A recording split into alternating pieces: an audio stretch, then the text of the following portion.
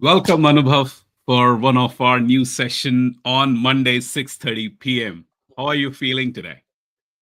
I'm great. Awesome. Thank you. No, because it's been we had couple of you know delegates, different property mortgage brokers. We had different topics, and I was looking forward to connect with you because there were so many questions piled up, Yeah, and I just kept parked them. So I thought that let's get Anubhav on call and let him answer those questions directly. And sure. uh, and and there's a pattern, Anubhav. We are also seeing a lot of home buying questions as well, apart from market. So I will deep dive into home buying as well, apart from the market updates that we have.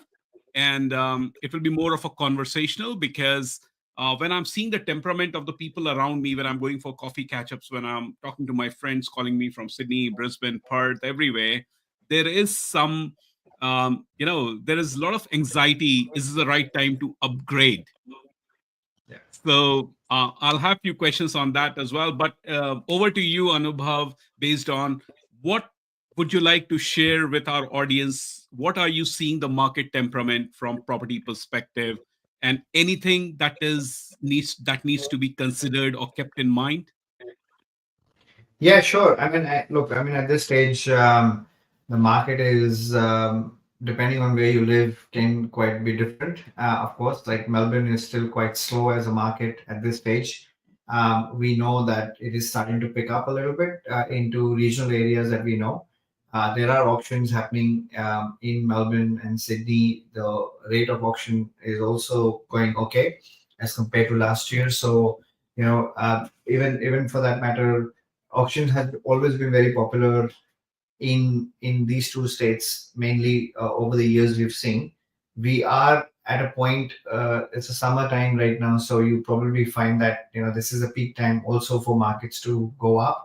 Although December is 1 month of the whole summer season where people are more into festive mood, and they're obviously doing their shopping at this stage and enjoying at this point in time rather than going to auctions.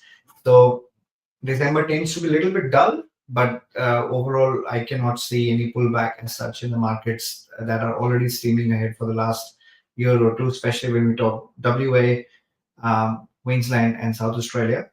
Of course, the number of buyers may have come down because we've also seen significant pressure on people on holding wrong type of portfolios, hugely negatively geared in their position, and that sort of sets them a little bit behind the whole plan of what they're thinking. The fears are coming in at this stage.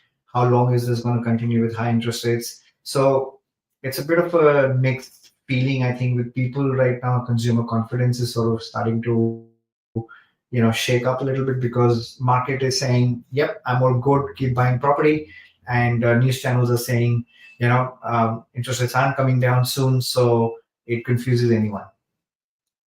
Yeah, for the audience, because and if just as a comparison, last year December versus this year December, what do you see the temperament? What people should be? Because as an investor, I look at media mongering, right? So it's scary out there. So Yeah, how how to interpret the messages that we are getting, how to keep it away. I think it is a golden rule.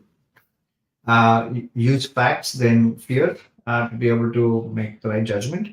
I think news channels are probably there to help them sell their news. So they're going to obviously focus more on negativity.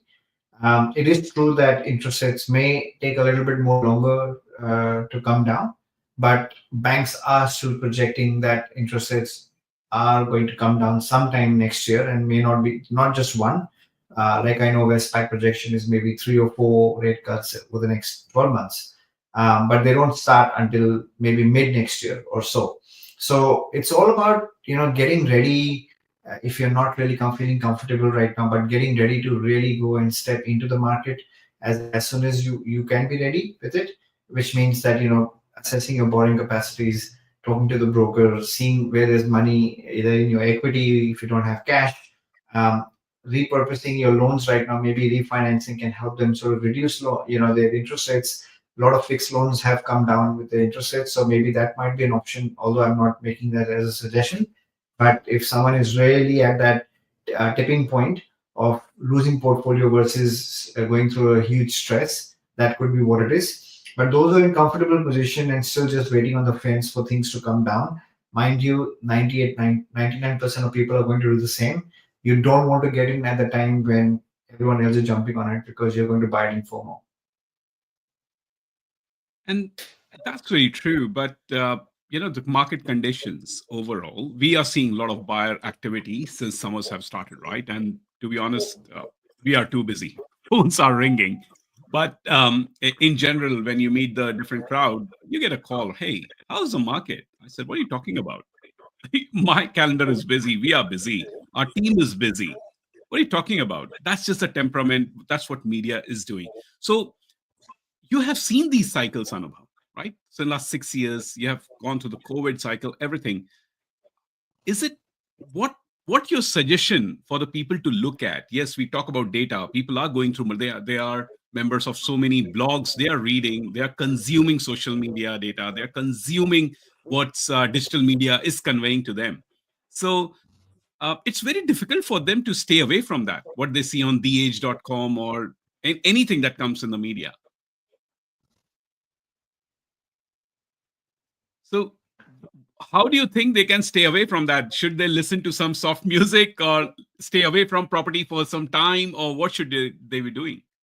Well, look, I'm not a guru here, but they can do what they want to do. But all I can do is I can talk to factual information and data that's out there. Property prices are going up every day. It is not going to get cheaper. Um, there is absolutely no crash happening. People are talking about recession as well. Mind you, there's governments another of course, RBI is part of government but operates more independently. But we do have government who's got their eyes peeled on this as well. They will not let this country go into recession, in my view. Um, Even if that means technical recession may not happen because federal elections are around the corner, around May next year. So they are going to be, it is pretty sensitive issue. And I don't think any federal government, any side of the politics is going to take this lightly. They would not want property or any sentiments to erode their position for the federal election to happen. So I think, whilst I don't want to get into political agenda, what I'm trying to say is that um, it is going to be a bit of a balance in the first 3 months just to see a little bit more data come through. We know Trump's been elected as re-elected as a president right now in the US, so he's got big plans to get America going great again, which basically means there's going to be a lot more investment. There's going to be a lot more money floating out there. There is a risk of inflation again back in America, and that might flow through the world. And that's, I think, where we might be worried about from an Australia point of view. But it's a wait and watch game. So now, how long do we want to wait for it? No one knows at this stage.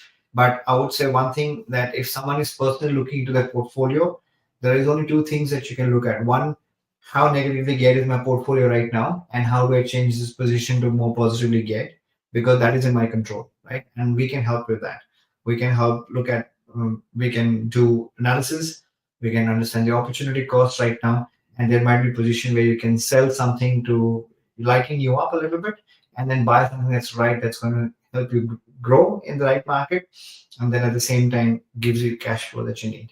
So commercial being an option, residential, high, different type of residentials also give you the right type of income. Like for example, Airbnb rooming houses, are great options as a commercial reserve within residential space. So there are options. It's just a matter of working with someone with an open mind to see if cash flow is an issue, how you can balance that. Second, I would say, the second fear that normally investors would have is my investment going to go down, right? Now, COVID, we've seen this through all this while. That's not happened. Whatever we're experiencing right now is a forced break that RBI is put on so that inflation can come back in control, right? Whilst the headline inflation is in control, the inflation that they are looking at is the underlying inflation, removing all the other rebates that we've got from the government. So they need that to be within the 2 to 3% band, which is slightly higher. I think sitting at about 3.5%, but they want that to be between 2 to 3%. and that is forecasted to happen in the next maybe 6 to 8 months, or maybe may take a little bit more longer. Yet the pressure is on, right? Pressure is on from the government, pressure is on from people, and the funniest thing is that they also want unemployment rate to go up as well, and that is actually not happening. There are more people employed right now than there are unemployed people, comparatively. So, and that is a bummer because that actually means people have the money to spend. So it's just that people may not choose to spend; they might choose to reserve right now, which most people are doing, cash reserves, waiting for the right moment to spend money. So I would say an intelligent, smart investor should really right now go by the facts, open your whole, your portfolio and just check things out. Where is the problem, right? And what am I fearful about? And have the right conversation with a professional, whether it's a broker, accountant, or even buyer agent, and just get rid of all that perceived risk that you might have and get to the factual position. We're still buying hard in the right markets. And that's because the investors who are taking that step now with us, whether it is an SMSF or outside SMSF, they know that this is the time to seize, right? COVID, those who experienced COVID recently being here, they know it at that point in time. A lot of people feared this whole thing. They knew that I can't get into markets right now, 40%. That time news channels said the same thing. Markets will drop 40%, 30%. So those who were fearful did not take action. But those who did are laughing today. So there is, in my opinion, 2025 and 26 is set up for another huge success in property if the right type of property with the right strategy at the right time is secured today, right? And that's where you need, I think a lot of people don't have this type of advice or the right type of people working with them where they can hold their hand and explain this at the ground level what happens really and how things move. Because the other element, the bigger element in all this mix is Australia is still preferred, country to live. So there's still Yes. migration happening, right? There's more migration happening now than it has ever happened in the last 10 or 15 or 20 years that I've been here. So with that in mind, we're not building enough either, right? Building approvals have gone down. And people are fearful to build land house packages. They are more comfortable with established properties. And there aren't many established properties. Take any big city, right? True. So what where are these new people going to go? They need rental, right? If you own properties, that's why rentals are going off the roof right now everywhere. This rental crisis, in our opinion, probably going to continue for the next foreseeable scenario of maybe 2 to 3 years. And for me, I would probably think it might be even 4 to 5 years. So if rents are going up, and Melbourne rents have gone a lot better right now than they were maybe 12 months ago, or maybe 15, 24 months ago. And therefore it's become more, if you look at really the from a rental perspective, if you compare Melbourne with other states, Melbourne is now almost at par with other states as well from a rental point of view. You can still get 4.5, 5% in the right areas. You can still get that type of rental return, and that's phenomenal. So there's no reason, why an investor cannot look at things differently. If you're only focused in your area, maybe nothing is happening there, and that might be your fear. But if you look at the country where we have 15,000 suburbs to look at and give you a view of what's going on, there might be an opportunity you can put it in the bag. I think what you just said, Anubhav, I think we need to consult an astrologer, a numerologist, and call them. My next visit would be an astrologer, numerologist, or a tarot card reader to That's project correct. about the property. That's it. Because there's no other way except the fact that we can discuss as a solutioner, right? So we consider ourselves as a solutioner. So if you have a problem, how to solve it, right? What are the key red flags that you see in your portfolio? Come with us. There are professionals who can help you. That's a simple message what you want to describe. But yeah, markets keep on changing because you don't have any control over the markets, but what control you have is how you respond. Correct. So that's in our hand. So definitely I agree on your points. Yeah, and one And one thing I do want to add is just to sort of say, if you compare this with the last 12 months, the rate of growth has come down, and in every state, doesn't matter whether it's Perth, WA, or even further. Sorry, Perth, Queensland, or even for that matter in Adelaide, the rate of growth has reduced over the last quarter. It is getting worse, but it's still growing, right? So what I mean by that is that if last year, let's say Perth was growing at a rate of 20%, 25% per annum, we are now saying maybe it might grow at 18% or 15%, whatever that number looks like.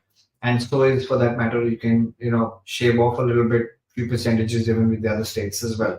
So Queensland might be at maybe 10 or 12%, versus 15 to 18% as compared to last year. So which basically says that there are now less buyers, but there are still buyers. There are more buyers for the right type of property, but not as significant as they were previously. So there are hot markets. There will always be hot markets in any market condition, and there are markets that are not absolutely not moving a needle.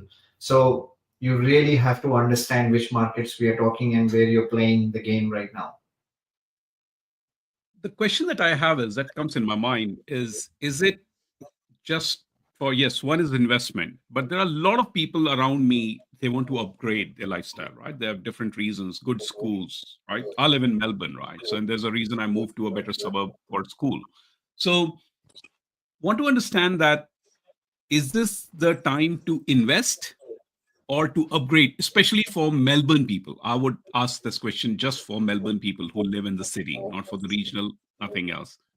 What what you are seeing, what type of decisions, what your suggestion? Yeah, look, there are two schools of thought on that one. Number one is that people who are quite motivated that they want to move into a suburb where there are good schools, and right now is probably an opportunity where there is a lot more supply as compared to a few years ago, where they can still get a small bargain to go and get a property that they can secure today versus tomorrow. Then it might suit them, right? The second school of thought is that I need to go to an area where my for where I can put my for good schools, but I don't necessarily need to buy there. I can rent it because my requirement for that particular area is only going to be for few years before my life changes again and my child doesn't go to the school or college anymore, right? Now, if you do your math, for example, you're talking Melbourne, like for example, in any of those good schools, especially if you're talking southeast areas, you're talking about spending about 1.6, 1.7 million to about close to $2 million, right? As an average sort of price point. Now, there's a significant loan that comes with that. So if you actually do your math of renting those type of properties there versus actually spending in loan repayments, which is majority of that being still interest that you're paying the bank for a good 5 to 8 years of your first few years of the 30-year loan, you can actually see the difference is not much. You're better off renting and investing your money elsewhere where markets are going to grow and you're still going to build your wealth whilst you're investing. Having said that, there are also emotional factors to a lot of these elements, and people want to upgrade to live there. So we've helped a lot of people in home buying previously where they cannot get access to the properties or off-market properties, or for that matter, don't have the time to do it.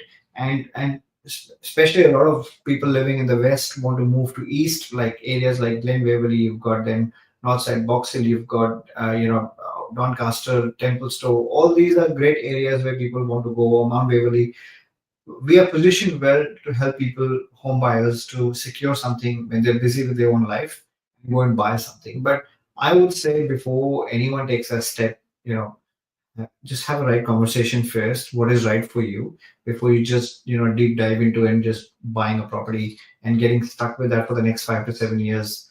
Yes, you do satisfy the aspect of getting your child in the best school, which can still be achieved, I think. But your financial situation will dictate whether you should rent west or maybe upgrade the home to buy.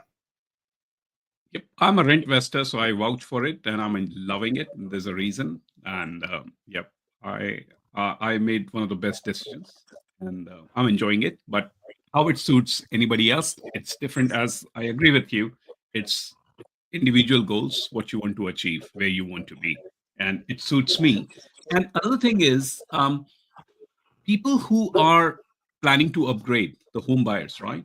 What is the best strategy for selling and buying simultaneously in the current market? Because they will have to sell something to buy. Yeah. Yeah, and that banks do recognize that strategy as well, and they can talk to the brokers to sort of let them know. that I'm selling to buy. So there is normally a 6 month additional loan bridging that normally banks can give. There are different policies Mhm. with different banks. Again, I'm not a broker, and don't quote me on this, but there is a solution available where if you're selling one but you don't have enough borrowing capacity to buy another one, but because you're selling, bank recognizes that, and then they can push that borrowing to your new one, and give you a time frame where you can actually transact between the two properties essentially.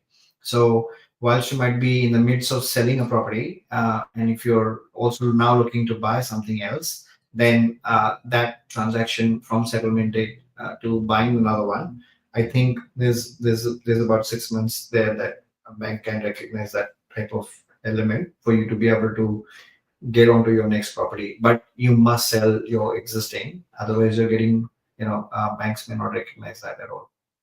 Yep, and a mortgage broker professional will be able to help in that Of course. scenario. But And in yeah, general, but mhm. so I was just saying, but there are many people who are in a very comfortable borrowing capacity position, and what they tend to do is the home that they've lived in, they tend to keep that home as an investment or convert into an investment and then move to the upgraded home.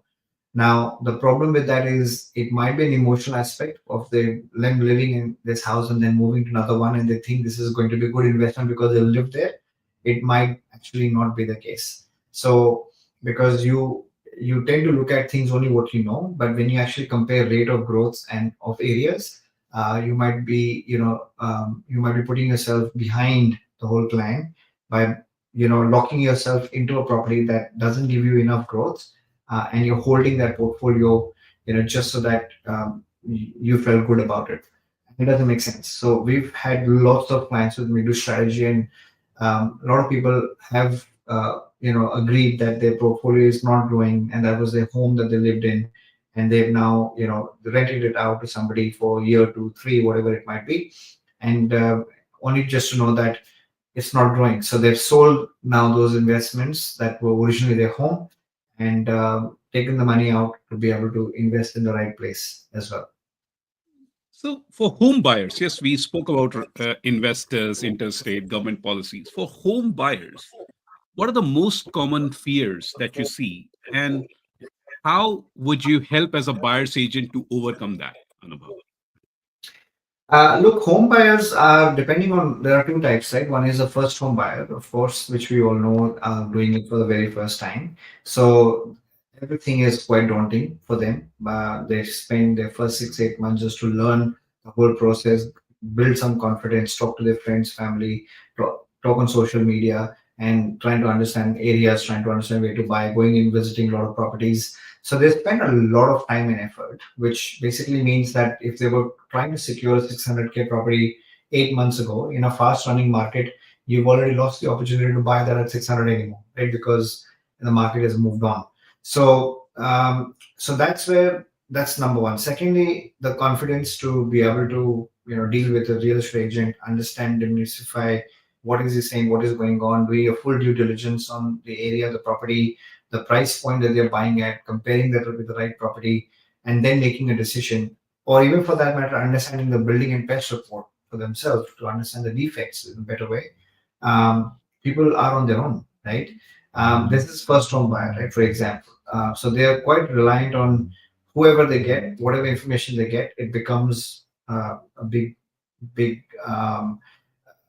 snowball information in their head, which they're trying to digest and at the same time act. And that itself is quite confusing, daunting, and at the same time quite overwhelming to be honest. And that's what basically where they lose a lot of time. Now, the way we could help first home buyers is basically is cut through all that, right? Essentially, we know what it is, we know the market, we know the situation, we know what you can buy, we can go and represent them in auction, we can go with them to inspections. We are there to hold their hand end to end, right from the very first thing of understanding their brief, what are they trying to achieve, why are they trying to buy that house, are they emotional about their properties, and they get very emotional with the price. Once they like something, they get emotional, they pay the price that they shouldn't, and therefore a lot of the strategies around, because if you have a professional who's not that professional, who's not that emotional about that property, can help hold hand and actually talk through that property, or even say, well, you shouldn't be buying that, let's look at another property, for example. So those are the things that first home buyers can get real advantage of working with someone who's really experienced and make their way into buying the right thing, because then there's a lot of trust in that sort of relationship, right? And it goes hand in hand.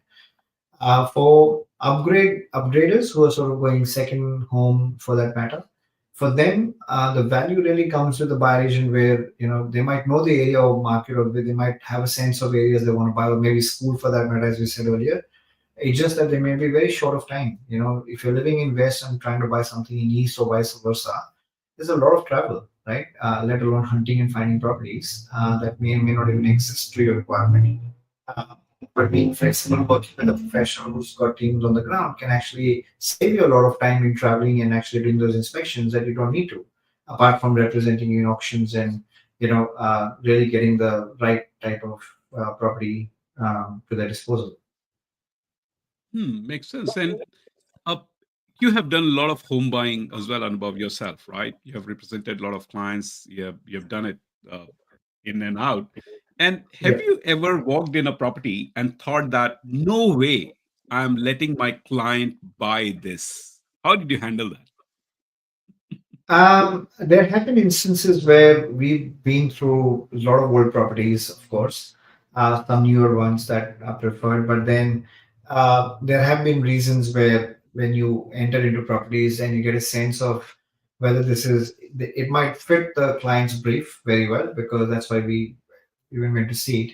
But then, you might see things that normally building and pest inspection report will pick up, which new home buyers or home buyers cannot pick up from the naked eye. But because we have been through property, we've seen so many reports, we can know, if there is going to be a problem in the report, knowing the cracks, for example, external cracks or cracks through the roof, or if the property is on the stumps, when you're walking on the floors, what does that look like? The sound that you get out of it, the rising dam that might be there.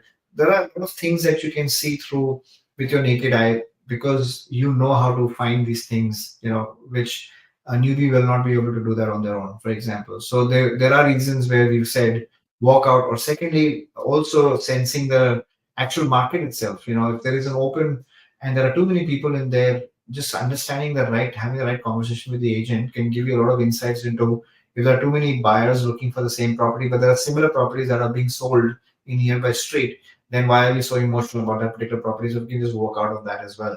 So we've done that in the past, and therefore this is all about not getting emotional with any of the elements I was saying earlier. It's about being pragmatic and trying to buy something that will fit the brief.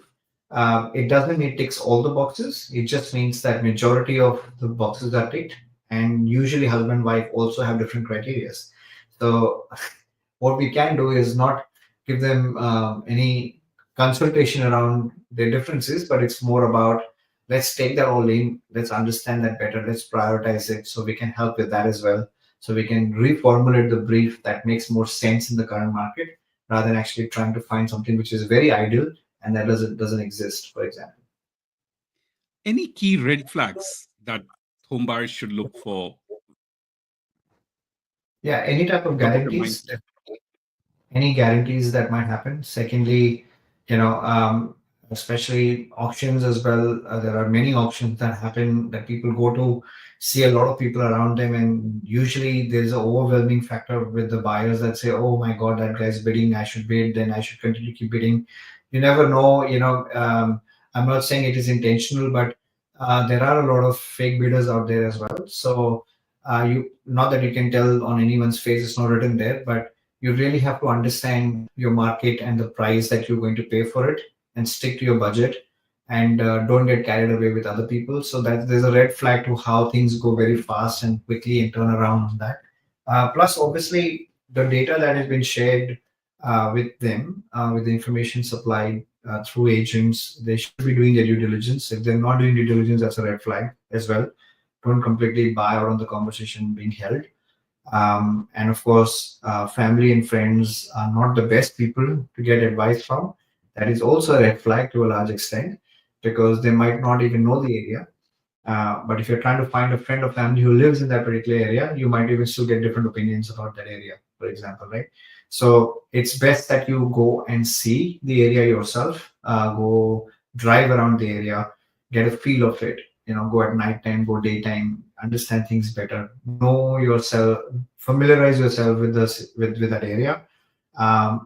Make few phone calls with the agents, talk to different people, so that you get a sense of what's going on. It's all prep to before you even start buying the property. And one big red flag is I want to buy property to, yes, we've just decided tonight we want to buy property, and tomorrow morning you're on realestate.com already trying to find a property. Don't do that, right? Do your homework. Get your finances in order. A lot of people don't even check their borrowing capacities, right? A lot of people go into auction completely open-ended. They don't have any coverage of their finances. They think they'll be able to get finance.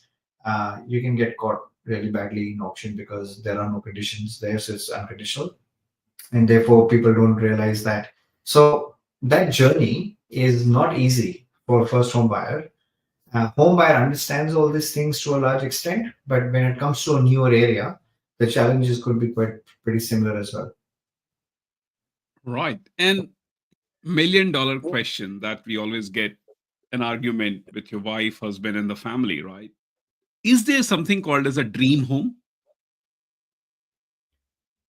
Um, yes, if you're ready to negotiate with each other, you could possibly come up with a list that may become a dream home. Like I want a pool, but I also want a tennis court in my house, then that could be a problem. But if you want a pool and you want a gym, that probably is possible. So it all comes down to what is on the cards that you really want. One is luxury lifestyle, the other one is a home, a functional home that I can call myself home for the next 5 years. So everybody wants a palace, but of course, the definition of palace is different for everyone. So I would say it takes time. When you work with couples, um, it takes time because their differences itself doesn't let them move. But then working with someone who can work with their differences and then put this into the right approach with knowledge, experience can really help them move and take steps because they get the confidence and the trust is built. Interesting. And generally, people who buy homes in Melbourne, right? Because one of my friend bought, and he was saying, "Hey, um, should I buy a house in Melbourne with a swimming pool, or it's just a waste because I don't know Melbourne summer, right? Definition of Melbourne summer. If I would be buying in Queensland, then it's good to have a swimming pool, but I don't know how much I will be using, or it's just an expense." Have you come across these kind of situations on while doing the home buying search criteria? All the time. Like, I mean, there are swimming pools even within the house, indoor swimming pools and outdoor swimming pools in Melbourne. It just depends how heated they are, and if they're not heated, I don't think swimming pool really adds any value or character to for the functional living because you're just talking extra cost. But you might have a swimming pool just because you want the luxury in your home, and you're happy to, you have all the resources that are required to maintain that pool or whatever it might be required, and that's okay. You might have 3 kids or 4 kids for that matter, and they love swimming pool, and they for the next 10 years they're going to be in the pool all the time. But if you have a heated pool and it's all indoor, it might make sense. So I have seen that people do like swimming pools, especially if they are upgrading their home and they want to buy something with swimming pool. But hey, I mean, the usability factor is more. I mean, if they have the money to spend, why not? But then being practical is also important at the same The time. next question I have is people are ready, right? So people want to start build their wealth, but right now the question is whether should they start rent vesting now or should they buy their primary place of residence first because its house prices are okay in Melbourne, right? So people want to, okay, I'll buy at this price, I can get my house in the right suburb from the price point perspective. So they are in dilemma right now. Should I go and invest in growth areas, or should I buy my home first and delay my investment for next 3 4 years? What's your suggestion in that scenario? Because there is a lot of confusion.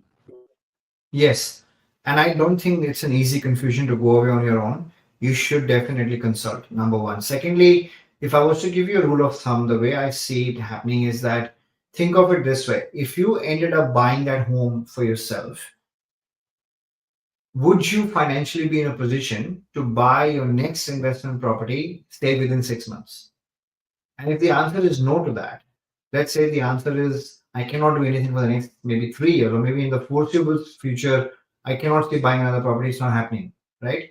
Then you got to think twice. Especially if you already own investment properties and you don't want to let them go, or if you have had no properties at all and you're buying your very first property and you're putting all your money in one property, which you're going to call it home, and may not be a dream home either.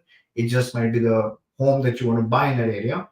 You got to think twice, because this will lead you to the second strategy, being reinvesting. Think through that.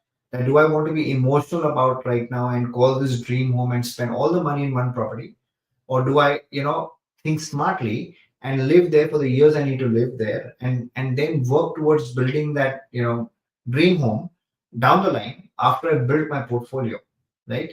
And of course, time's running away with a lot of people. Of course, we're all very busy in our lifestyle, and in the modern lifestyle, you're talking years here that you don't even know it slip by. So we've seen people, slip into from 30s to 40s, 40s to 50s, and then realizing, oh my God, I haven't done anything with my investments. So that's a big problem, right? Second big problem, I also see a lot of people who end up buying such properties as well will first want to pay down their full loan or their home before they buy investment property. That also loses a lot of time. And what they don't realize is it's working against you, not in your favor, right? It is important that you talk to the right people. If you really want to create that passive income options down the line for yourself, really want to build the right type of wealth, you need to get educated around how money moves, right? And how you can build portfolio without losing sleep, in the right way. Because there are solutions out there. There are multiple strategies that can balance your portfolios, right? You can still end up buying your home. One of our clients, I'll give you an example. He also works with us as well. He initially bought an investment property through somebody else in Melbourne, in the west of Melbourne. Did not grow for 5 years, 6 years, and came to me for advice at that point in time. Should I settle on this or not? And I told him run. This is even before he settled on that property, and he probably just decided to continue to even buy it just because settlement was around the corner. And 5 years on, that hasn't grown, right? So he's just recently sold it pretty much maybe at par or maybe at loss as well. Now, what happened was at that point in time when he came to me after 6 months, he came again and he said, you know what, why don't you buy my property? I've got only 350K. So we actually bought him a property for $160,000, 4 bedroom, 600 square meter block. That property did significantly well. And because it did significantly well, he could pull the equity out of that property, use that money, plus his financial situation became better because wives went back to work just after COVID as well, and they could save a little bit more. So using their savings and this equity, which we bought property for them, they could pull that money out to go and help them buy a property in Berwick for themselves in Melbourne, right in Southeast. Now they've recently just built it, they settled on it, they have now moved into it. How would all that have been happened if they did not take the right action in the front, right? If they thought at that point in time that I had all the money, I can go and buy my own house, they wouldn't be able to do the investments, right? So you really, your finances can decide, your dictate exactly your next move, right? And therefore I said, if you're going to get stuck, you need to have the right conversation with the right people. And I know I see this particularly with a home buying dream with our Sydney clients, right? In Sydney, it's a big issue. They all have a good borrowing capacity, but they can't afford to buy even suitable house, and they're stuck. And that's a problem. They want to build wealth. They are in their 30s. They understand the value. Whatever you said makes all sense. But yeah, it's just a fear, because they see a lot of things in the media about the investments and all that. So they think that if I buy my own home, anything happens around me, at least I have roof on my head. But Yeah. my thinking is, dude, if our income ceases due to any reason, there are a lot of market updates, job losses happening, it's still owned by the bank. Bank will get rid of you. So something needs to be done. Yeah, I mean, I guess, what do you mean by something needs to be done? What's the When I question? say they need to take action just based on the fear that, okay, if I lose something, if some job losses happen, how do we prepare for those situations, right? You're just stuck. Oh, You're not taking action. You're just stuck. That money is just rotting in your bank account and you're not able to make step forward. yeah, and this is why where I'll give you another example. One of our clients who bought his first property with us recently in July this year came to us in October last year. In fact, there's one of the we did one of his testimonials as well on YouTube. You can see and listen to him. But he mentioned the same thing. He had $50,000, and that's all he had, all in his savings. And he said, "I'm ready to buy, and here's my $50,000. Can you buy me investment property?" And then, one of my team members suggested that don't do that. Save a little bit more so that you have something for rainy days, right? And this is exactly what you're saying. People go all in with their funds without realizing that if I have a job loss, then that's quite significant. I need to have some savings on the side. So if you protect yourself with at least 6 months of savings and don't touch it, don't breach it, right? Don't touch it. Because if you touch it, and you put it all in there, it's going to take you another 6 to 8 months before you build it. And if your situation is such that you are sensing job loss, which is happening around you, that fear is not going to let you sleep well, right? You don't want to do that, right? But let's say it's not about the job loss, but it's about let me take that money out a little bit and I can replace it in a month's time with, or maybe 2 months time, but I've got a secure job, then do it. But do it with a point that that $50,000 or $80,000, whatever money you want to draw out of your fund that you call your safety net, give interest to that fund, right? Pay interest and pay 10% interest on that one. Because the next time you try borrow money out of that fund, you're going to think twice, right? Because you're forcing yourself to pay interest to that fund. All that's your money, right? It's about the habit. Now, the moment you Self think about paying interest to yourself, right, and you're like, okay, if I'm going to borrow $50,000, I have to deposit $5,000 for a year. You are, it's going to be less tempting to use that money, hmm, right? Not that you shouldn't borrow, but if you really have to, do it for a shorter period of time, right? I But have it a teaches discipline, right? Money discipline comes from there. have a question on that. Since we buy commercial as well, what if client is adamant that, mate, I have 300, 400K deposit, that's my savings, everything. And can you buy me a commercial? So And will you be what he has, but he will be putting all his money in the commercial because yes, there is some cash flow, it's positively geared. He understands the market. He has done a lot of development before. So what will be your thought process? Because residential, I know it's static. There's negative cash flow right now. But what about a positive cash flow? yeah, look, I mean, I guess where it comes down to is that if someone's thinking about commercial already, it means that they're either trying to balance a portfolio or they're in their life situation where that money is required right now, right? And if they have not had any significant investments before and it's going to be their first commercial, we usually don't encourage it because there are risks with commercial as well. But if you already have a chunk of portfolio and you're trying to balance it through your commercial activity and you're using that funds that you had on the side, like you said, 400K, it's significant money. And yes, you can use that. We tend to buy under $1 million quite easily, a good commercial with a good, nice net yields of 7% plus, and that can give you a good return, right? So the whole idea is to invest, but you need to have a strategy what you're trying to achieve, right? But I think the key point I was trying to make, just so I don't lose a thread on the previous conversation, don't use rainy day funds if you don't have to, and if you do, pay the interest to yourself, get you into the right habits. But also, what we did with that client is we said no to him and we told him to come once he would make some savings happen, which he did. And then what that client did was he moved from Victoria to South Australia. Over there, he bought a house and he put that on rent so he could save more. Then that's how his savings went up. And then finally, in July this year, he's come forward for us to help him buy a property. Now that he's got some safety net, we then finished up buying the property for him recently, and he's super happy with what's going on. So he's turned himself from home buying into investing because financial future is more important at this stage for him. Wow, what a story.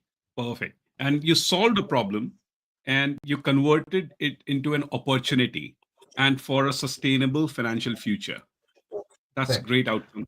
Anubhav, one more thing. There is something going on in general that, so one of my, I was just on a cricket field in my son's cricket match, and somebody just came, hey, I don't have a borrowing capacity, but so can I just go ahead and buy under SMSF?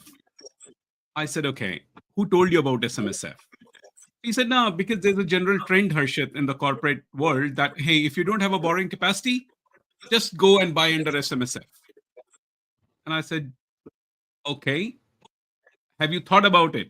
He said, yeah, I just want to buy a property because I don't have a borrowing capacity here. I'll buy under. So, Anubhav, do you see this? This has become a very common mentality right now. So it has become a trend now.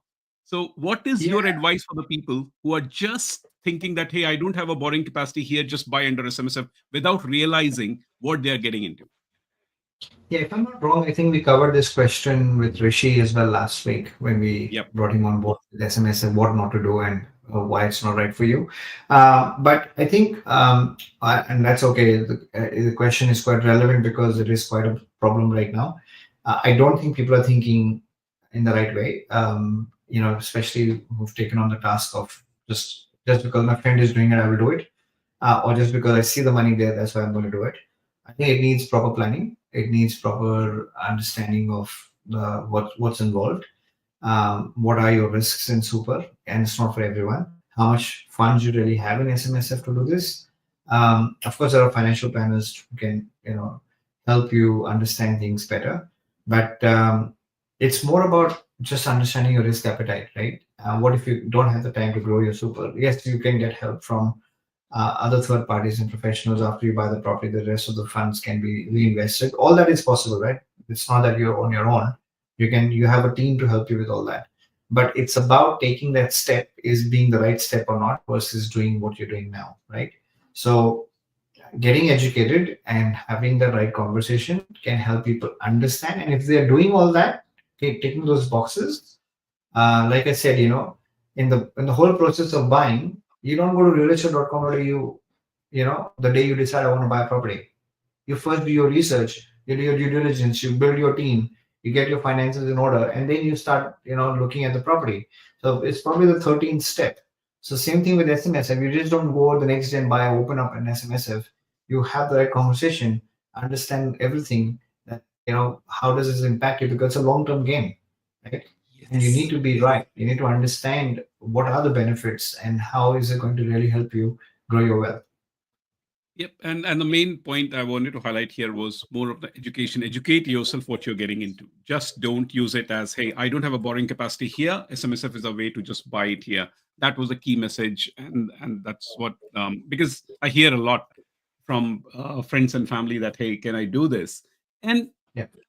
so from home buying perspective, so Anubhav, I have not heard much about home buying from you. It's more about commercial investments and everything. And I can see that now we spoke about home buying. So, what's new happening in FMRE? Um, FMI is always evolving, and we have taken on board a lot of commercial this year alone because of the high interest rates that we've seen. So we pivot the way markets pivot, and we are quite adamant to continue to keep helping people with the problems that they carry today. So a couple of things that are being added now into the new year as we're stepping into the new calendar year, and also a lot of people will be formulating their resolutions right now of buying investments or buying their home. I would say we're trying to cater to most of the people in the market out there. uh, Home buying is going to be on an accelerated path now because there are a lot of people struggling to buy the right type of properties.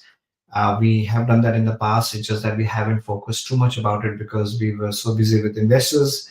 But now I think home buyers is a market, especially in Melbourne. we can cater and service people from west to east because we've got the team spread across. So first home buyers, second home buyers, third home buyers, doesn't matter. If you're looking for properties, we can do that for them. Of course, it's independently done, which means we're not talking about land house packages here at all, but it is to suit your lifestyle, whatever you want. And it comes with a lot of consultation, formulating the brief if it's not clear, and really helping with the prep stages to before you even start buying with us. So it could be a good journey for a good 6 months as well, for that matter. Like, and that it involves everything. It involves finding the property, talking to the agent, booking your appointments with the agent so that you can do open homes, and with one of our team members also walking through it, putting offers, getting through that building in pairs, getting conveyances through, making sure legals are perfect, and then moving forward. If it's not private sale, then representing in auctions, all that is available as a service, and that means then you can pretty much safely settle with the right professional by your side. So that's it's just we've always been doing it, reinstating. But the new service that we are also very excited to get into is vendor advocacy. Vendor advocacy is slightly different. So the way the concept is that right now, if somebody wants to sell their property, they would go and find a local agent in the area, or maybe talk to their friends or family who would recommend a person to them and sell, and they can then go to that person and sell the property. The problem is that seller agents are doing their job by helping their party or their vendor to sell at the highest price point. And what they also tend to do is, as soon as I approach selling agents, they will appraise my property, and that sometimes that appraisal is not to what the market is, but it's what they think they can achieve. But then market might be completely different. What that means is I may be given an impression at the beginning that I can sell at that, let's say 900K property may sell for 1.2, but actually the market is actually 1.1. So that's not probably possible. And until you test that in the market and what the buyers are ready to pay, you really don't know how much the property will go for. Right? The second problem we have also seen is that people may have an investment property which is in a completely different area or suburb, and they've bought their property with an agent that they bought their current house with, just because they don't have any other way to go and find an agent in that area. They would use the same agent to sell the property in completely new different area where they have no database, no representation. So that actually backfires actually on terms of both in terms of time and the price point. So vendor advocacy service is allowing people who wants to sell to talk to us first, where we are an independent party, not linked with any specific agent or seller's agent, but we could look into what they're selling, give them an appraisal around that, independently give them an appraisal, knowing the market of that area, and then help them select the right type of agent in that area as well. And then also help with strategizing the marketing for that particular property so that they can, the seller agents can sell that. We are not selling the property. We are only adding a consulting arm to the whole selling process, essentially. So we are still buyers agents, but we are not going to be selling anyone's property to any of our clients. It's just going to be helping a seller take the right steps so they can move faster, and they can choose the right agent so they can sell their properties faster. And that's really bridging the gap that we currently see as a problem. And I see that, Anubhav, because clients, we have served 550 plus clients. They are in a different journey. Somebody's selling, somebody's buying, somebody's upgrading. So I believe these services will really help our existing clients as well as new clients as well, based on the experience and the footprint that we have all across Australia, and with the Yeah. growing team. So I see that value. And as a home buyer, or a first home buyer, or a second home buyer, or a third home buyer, whatever, I think if we are engaged early, we become partner for life. Whereas home Yeah. buying or investment or anything they have to do with the property, you become Google for the property. You will farm the right resources, right channels all across Australia for your clients to make a educated decision. That's what Right. going in your mind, because these services, I think they complement each other in overall cycle, because your clients have transformed into, because 6 years you have served them. There are a lot of, like, you got commercial, now you're getting into home buying, now you're starting other consulting services. So I believe this is all to help the clients in the journey so that they don't have to look anywhere else if they have built trust with us. Great. There's enough problems out there, right? Property, there's always a need for something, and then we're just trying to plug ourselves into the gaps where we can help with our knowledge, experience, and the network we have, and that will help. People take action faster. As a result, you can save time, you can save money, and you can have someone, as you said, a trusted partner who's working independently with you to try and make the right decisions for you as well. So it's all about creating options, and then it helps the buyer or the seller in terms of the advocacy part of it to make the right decision or informed decision for themselves as a family. And Anubhav, because we are just 2 minutes away from signing Are we off, already done by an hour? Okay, cool. uh, That goes really fast. Yep. my what I would like to know, how has been your journey as a buyer's agent the last 6 years? I think every time I forget to ask that question. So since I got you, you're transforming, you're thinking about your clients, how they grow, how their portfolio, you're expanding the team, you are creating multiple footprints. So I want to know how you feel now when you started in 2019 and now, and this transformation. How happy Anubhav Agrawal is with what we have achieved till now. Look, I still feel I've just got started. Like, we're introducing new services every time we see a problem. We're trying to make things work for our clients. But one thing is, I would say, is that uh, it is very fulfilling. It is extremely fulfilling when you achieve results for clients and when you see the outcomes shaping up the right way for clients. Uh, and that itself keeps me going because predominantly I'm a consultant, right? So whether it was IT before for 13 years or whether it is now, it's still consulting. And even now I'm talking about, just if you have a problem, just put your hand up and ask, right? Because there's help around the corner. So many people can come forward to help, but it's just a matter of asking for help. And at a point where I am in my life right now, giving is become a nature right now. So the more I can help, the more we can solve creative, bring creative solutions to problems that people might be able to find their path through this. Um, Lets me keep going on this. But from a business angle point of view, I mean, the scaling doesn't stop, so we want to keep getting onto new heights. And we are almost at the end of the year. We've done phenomenally well for this year as well, although the market has not been very favorable for us in general because of the high interest rates. But I think year on year we are growing very well. So, and we continue to keep the promise to all our clients, existing and new, that we are here to stand by them. Doesn't matter what happens with the property, good or bad, always here to help.